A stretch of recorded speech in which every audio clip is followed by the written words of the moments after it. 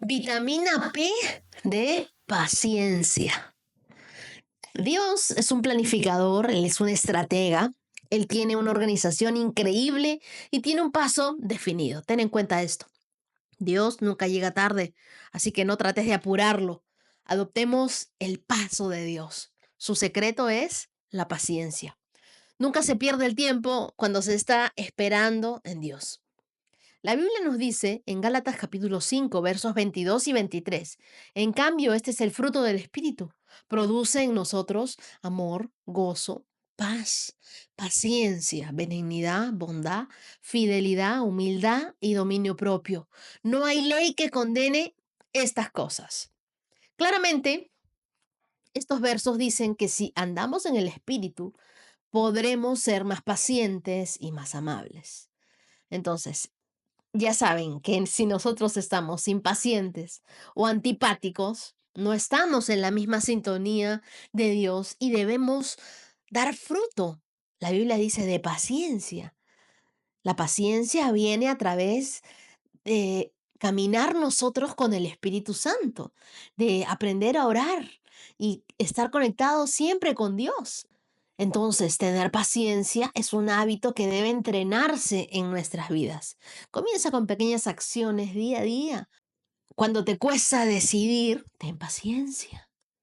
Cuando debes esperar a alguien, ten paciencia.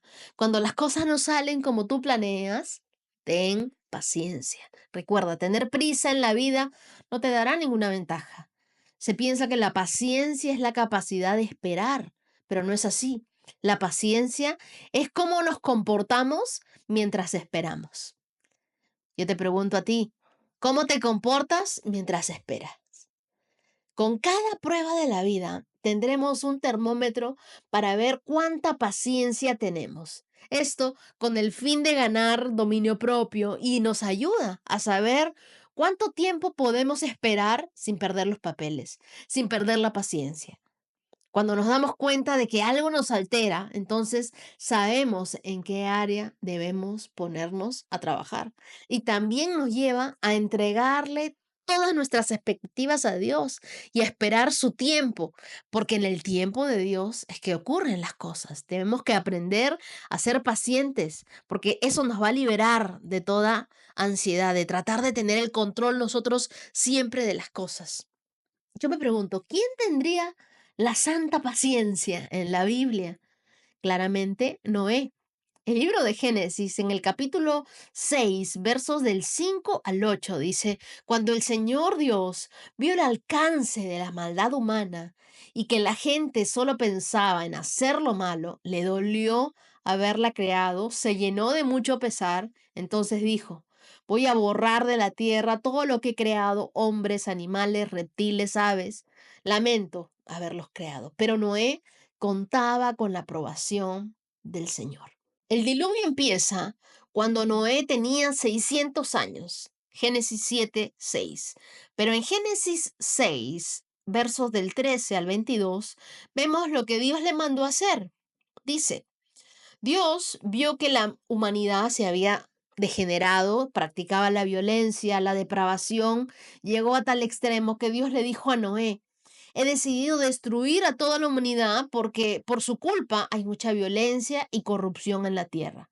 Sí, voy a destruir a toda la gente junto con todo lo que hay en el mundo. Hazte un barco de madera, de pino, que cubra todas las endijas con alquitrán y hazte cubiertas y camarotes a todo lo largo. Hazlo con 135 metros de largo, 22 metros y medio de ancho y 13 metros y medio de alto. Permite que entre el techo y la pared alrededor de todo el barco haya un espacio libre para unos 45 centímetros para que tanto la luz como el aire puedan circular. Hazte tres cubiertas, una cubierta inferior, una cubierta intermedia y una superior, y hazle una puerta al costado, porque voy a inundar la tierra con un diluvio para destruir a todos los seres vivos. Todos morirán, pero contigo haré un pacto, de modo que entrarás en el barco junto con tus hijos, tu esposa, tus nueras, para que no mueran. De cada animal trae un macho y una hembra y hazlos entrar en el barco contigo para que sobrevivan al diluvio. Haz entrar una pareja de cada especie de animal, ave y reptil. También guarda en el barco todo alimento que tú y ellos necesitarán. Y Noé hizo todo lo que Dios le mandó. Así como Dios le mandó a Noé a hacer una arca, a ti te puede mandar a hacer algo. Créanme que hacer un barco en medio del desierto parece ridículo e inútil, sobre todo cuando en la tierra nunca había llovido antes. Ahora, el hacer el arca era algo aparatoso. No se podía construir disimuladamente un barco de 100 metros de largo, aproximadamente, ¿no? Y se necesitaba bastante fe para hacer una cosa así. Durante ese tiempo, Noé le habló a su generación y nadie lo oyó. Y en ese tiempo, desde ese momento, Dios no le volvió a hablar y no cayó ni una gota de agua del cielo. Pero qué tal paciencia y qué tal fe, ¿no? Él no dijo nada. Él no dijo, oye, me habré equivocado. De repente escuché mal a Dios y si después de todo no era Dios el que me estaba hablando, me parece que he perdido el tiempo. No dijo nada de eso. El libro de Hebreos capítulo 11, verso 7 dice, por la fe, Noé, cuando se le avisó lo que ocurría, porque todavía no podía verse, obedeció y construyó un barco para salvar a su familia. Por esa fe condenó al mundo y fue heredero de la justicia que viene por la fe. Noé, además, trabajaba todo el tiempo y sin ser remunerado ni elogiado. Esto afectaba a toda su familia.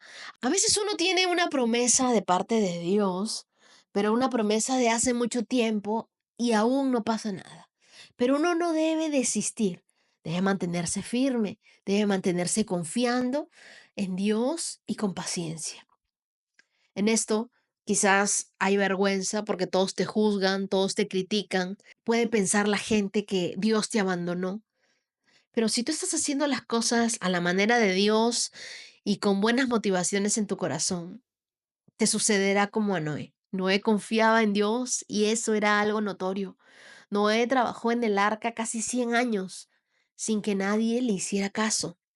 Una vez que el diluvio sucedió, Noé también debió ejercitar su paciencia, ya que las aguas no se calmaron inmediatamente.